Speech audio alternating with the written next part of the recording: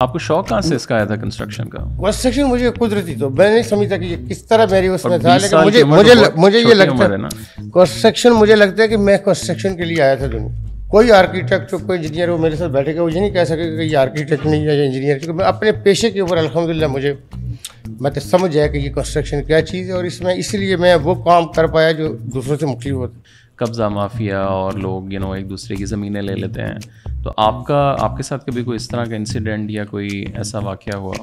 हमारे मुल्क में कब्ज़ा कौन करेगा? जो ताकतवर होगा, जो बदमाश होगा, ऐसा ही है। जो माफिया होगा।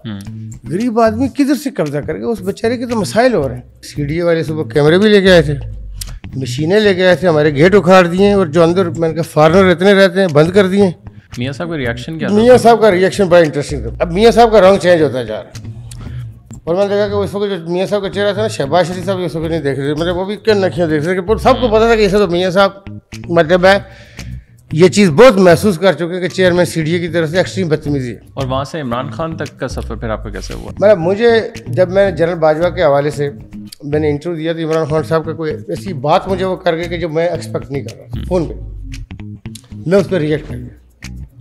मैंने कहा सर, मैं ये समझता हूँ कि हमें फ़ौज के हवाले से थोड़ा सा नज़रिया चेंज करना चाहिए, ऐसी बात नहीं है। मैंने कहा लाहौर में नून का जोर था, हम देखें जहाँ पे हम कुछ नहीं कर सकते थे, नहीं कर सके, कि नून को कितनी एक इस फौज ने पजीराई दी, पीपल्स पार्टी को कितनी एक दी। तो मैं ये समझता हूँ कि हमारे लिए मुश्किलात बढ़ेंगी और कोई अच्छाई अच्छी भी नहीं होगी, चूँकि काम होते हैं ये ग्रिड के ऊपर। मैंने कहा जी जहाँ पे भी थर्ड वर्ल्ड कंट्रीज़ है ना, वहाँ पे फैसले एस्टेब्लिशमेंट दूसरी जगहों पर भी एस्टेब्लिशमेंट करती है, लेकिन वहाँ कलीदी फैसले जिनके हाथ में होते हैं। उसके ऊपर उन्होंने क्या कहा आपको?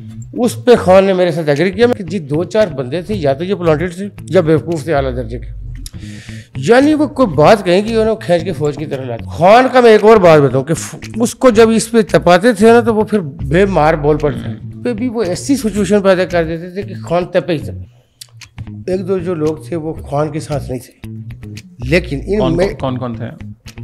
बड़ा हमारे बहुत सीनियर लोगों में से थे। मैंने खान को ये चीज़ बताई, मैंने कहा कि सर थोड़ा रहेगा रोला, पार्टी साड़ी इस तरह जाएगी, तुम ये करो कि तुम इस वक्त पोजीशन ही नहीं हो। अच्छा, खान का ये था कि वो जब डर गए ना, तो उनसे भी डरते थे कि जिनके पास 4 बंदे भी नहीं थे। अगर मैं अपने आप को ये कहूँ तो ये मेरा रिग्रेट है कि मैं सियासत में न होता, मैं सुखी होता, मुझे तकलीफ में पड़ी हो।